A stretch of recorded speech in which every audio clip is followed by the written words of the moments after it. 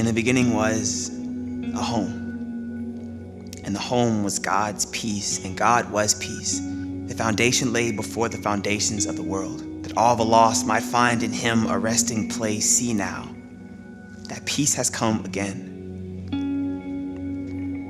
In the midst of chaos, the Spirit of God hovered over the waters of a womb, stepped out of his comfort to bring comfort into our crazy, walked away from heaven to bring heaven into our hectic for us. Peace has left its country to make of us citizens, leaves his home, becomes an immigrant that we might become natives through nativity. Peace has come. Watch as wise men bring housewarming gifts. As the Holy One moves into the neighborhood to dwell amongst humanity, peace has come.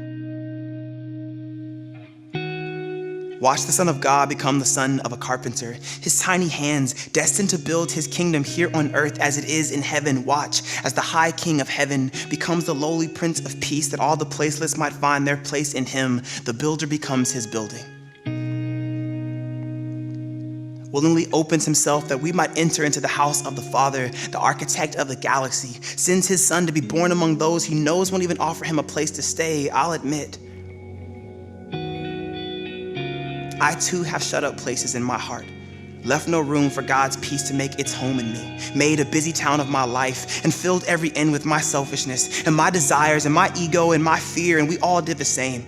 And our world became a world of homeless nations, and we all contributed to the restlessness that we also desperately wanted to be set free from. But praise be to God that peace has finally come at last.